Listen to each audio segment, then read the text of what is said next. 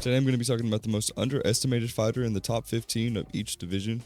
And I'm not talking about like the most unskilled or the most that, no, I'm talking about like the one that's in the top 15 that doesn't really have a name, that if they got put up right now up against any big name, people would most likely think he's an underdog, they'd be scared for him, be worried.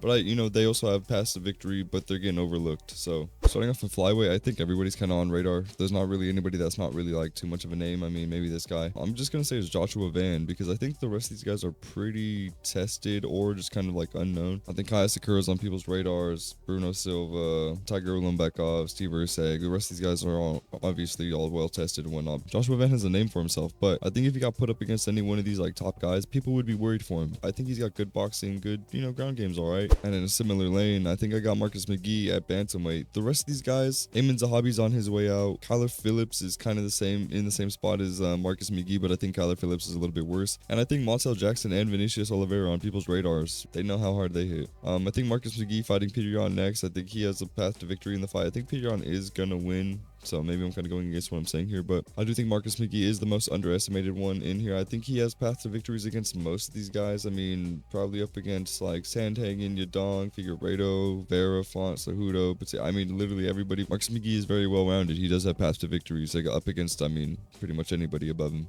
Over in featherweight, this is kind of like a dying division, but people up top like are obviously well known. People know how good they are. Maybe besides like Yair or Brian Ortega, Lerone Murphy. I think Aljo, Arnold Allen, Ilya, Ilya just moved up, but Evloev. But yeah, if I had to pick one guy at featherweight, I'm going to have to say it's Yusuf Zalal.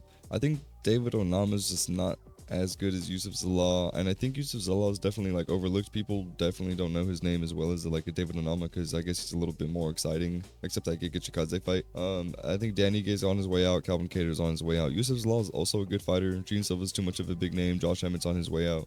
And like I already talked about these guys, like Aljo's good. Lerone Murphy is like same as Brian Ortega and Yair. Diego Lopez is good. Obviously Volk's champ still. So but yeah, I think Yusuf Zalal is good, but he's the same as Marcus McGee and Joshua Van. If he got put up against any of these other like big names, I think just based off name value alone, he would kind of be an underdog. But I do think that he could win. It'd be tougher for Yusuf Zalal than it would be for like a Marcus McGee. I think Marcus McGee is a little bit better than a Yusuf Zalal, especially when you look at the division. It's a dying division, but the people that are still hanging around are pretty top level. And then in the lightweight division, this is pretty hard because everybody's killers in here. I'm not gonna say it's Benoit Saint Denis. I think we've seen how he's kind of played out. I think we've seen where he stands in this division. I'm not gonna say it's Michael Chandler, obviously. I'm not gonna say it's Rafael Fiziev. I think people know how dangerous of a guy Fiziev is, and even when he got booked up against Justin Gaethje in the rematch, I think he was still a favorite. I know the Gaethje KO probably played a factor in that, like big time.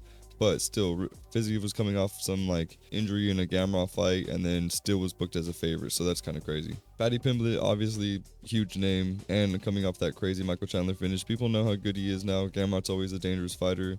Dan Hooker's up, exciting against anybody in the top 5. Obviously speaks for itself. I'm not going to say it's Grant Dawson though. I don't think he has that style that's like winnable up against anybody, but I do think Joel Alvarez is that guy. Joel Alvarez has a bit of a name for himself. People are on clock about him. People do know that he has like a dangerous game. People do know that he is, a little bit vicious. And also, I think if he were to be booked up against anybody besides maybe like a Dariush, like a Chandler, Saint Denis, or a Dawson, I think if he even got like a Fiziev, a Pimblett, or above, Gamrot, maybe a Dan Hooker, people would be a little bit worried for Joel Alvarez. But going into 170, I don't think it's that hard because like Gilbert Burns on his way out, Colby Covington on his way out, Jeff Neal, Stephen Thompson. Good, but a big name, and I think we kind of know where he stands. Vicente Luque on his way out, Michael Page also on. I mean, damn, bro. Half the 170 division is aging out right now.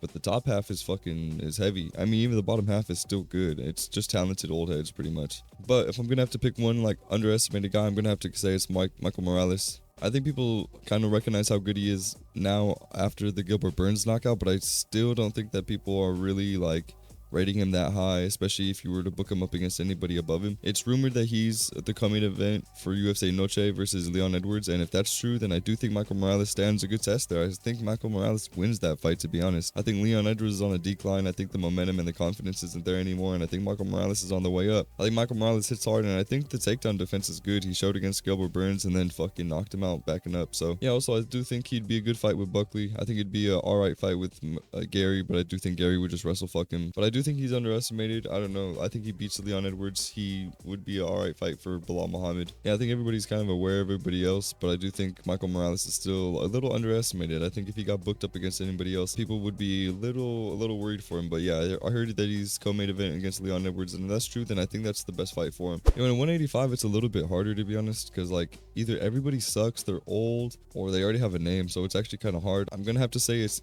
like Caio Baralho, or I'm gonna have to say it's Renier de Ridder, because I don't really know who else to say. What, Roman Kopylov? I don't think Roman Kopylov stands a good chance up against more than half these guys. Same thing with Abus. Abus is gonna gas out before half of a first round. I think people are kind of a little more aware of RDR after that Bo Nickel KO, and I think people are giving him good chances in this Robert Whittaker fight. He was saying fuck jiu-jitsu, he's a striker now, and we see Robert Whittaker get rocked in like every first round of a fight or whatever, and if he can capitalize on that, then I do think Renier de Ridder might knock him out, to be honest, but you never know. He actually could just keep continuing this finish streak.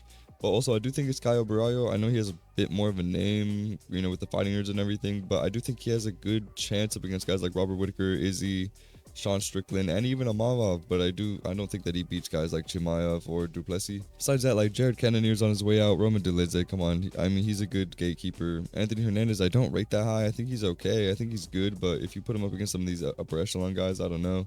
Marvin Vittori, I mean, just brickhead. I mean, he's on his way out as well. Brendan Allen, I mean, he's good. He's very talented, but he doesn't have the IQ to beat up somebody in handcuffs, so I don't know. Paulo Costa, I mean, he's just on the decline. But like I said, it's got to be RDR or Caio Baralho. I don't really know which one, but yeah, I think those are definitely two good candidates.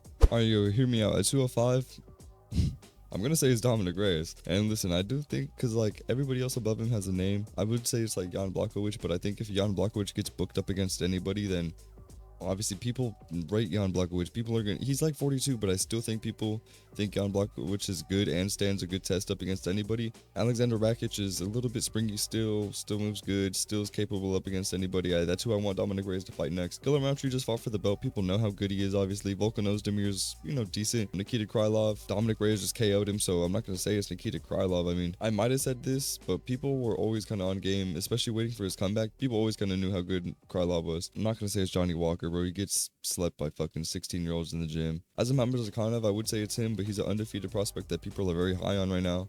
Zhang Minyang, if he got ranked up against anybody, I think he would be the underdog, and rightfully so. Bogdan Guskov, kind of same thing, and same thing with Alonzo, well, not really. Alonzo Manyfield's just ass in my opinion, but Bogdan Guskov and Zhang Minyang are like right there in that same thing where I just don't even think that they're that good yet. But yeah, I'm gonna say Dominic Reyes fucking beat John Jones. It's on a 3, I know he had 3 brutal losses, bro, but he's on a 3-fight KO streak right now. If he fights Alexander Rakic next and knocks him out, bro, fuck it. I just say skip him. And just, if you're not going to make the Alex Pereira or Yuri Prohaska fight with Magomed, then I think you just skip him, bro, and just do Dominic Reyes if he fucking beats Rakic by KO. And yeah, I do think that Dominic Reyes is underestimated as fuck because people love him, but seriously, if he got put up against Roundtree, Blachowicz, Hill, Alberg, Prohaska, Pereira, I mean, anybody, he's going to be underestimated as fuck.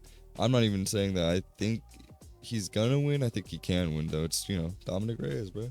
Yo, in a heavyweight, what the fuck am I supposed to say? Who am I supposed to pick? I mean, look, I want to pick Waldo Cortez Acosta because I'm very high on him, but I'm not gonna pick him because he fights this weekend, and I don't want to look stupid as fuck. He's fighting Sergey Spivak. I picked him my first round knockout. That is my underdog pick. I want him to win. I do think he's very underestimated. I do think he's tested. If you watch his fights, I do think he's tested. I think he's a lot more tested than like Mick Parkin or Teixeira or Martin Bidet. I mean, this is fucking, I don't know, man. But who are you gonna say? Volkov's very well tested, just beat Gon. I think Gon's still good. I mean, maybe up against like Aspinall, Volkov, I mean, maybe not, but you know, I still think Gon's good up against any of these fucking bums. I think Blades is good as fuck. Pavlovich is still good, a little gun shy, but still good. Almeida's fucking a killer. Spivak and Tabira are like the same guys pretty much. Derek Lewis is a fucking murderer. Tai Tuivasa shouldn't even be here. Waldo Cortez Acosta, like I said, is very high. I think he's I'm very high on him. I think he's tested. Shamil Gaziev, fuck it. You're gonna have to say Shamil Gaziev, bro, because Mick Parkin and Martin Bidet are ass, and Taliesin Teixeira is kind of on his way up, but I think he's getting fed good fights. Derek Lewis is a little bit on his way out, and if Teixeira beats him, then I think, you know, he's kind of on that like Paddy Pimblett path where they're good wins, and he's getting like good, probably impressive wins, but they're maybe on some questionable people, you know what I mean? I think Michael Chandler's still a good test, and Paddy Pimblett's doing what he needs to do, but it's, you know what I mean? It's just kind of the same thing here. So fuck it, you're gonna have to say Shamil Gaziev, bro. I mean, fuck it, bro. Just free throw that thing. You're just gonna have to say Shamil Gaziev. I mean, fuck it. Versus Derek Lewis, he has a path. Tiberius Bivak, he has a path. He's knocking out Almeida. He'll just flip over Blades. I don't even know. Yeah, he's gonna run through this division. That's all I gotta say. Yeah, but that's every underestimated fighter in the top 15 of each division. That's at least who I think it is. Let me know if you guys agree. Let me know if you guys disagree. And let me know some more underestimated fighters. Let me know some guys to look up. Let me know some, yeah, I don't know, man. Yeah, but besides that, man, not much. Just woke up, wanted to record this little video. Hope you guys enjoyed, bro. See you guys in the next one, man. Peace.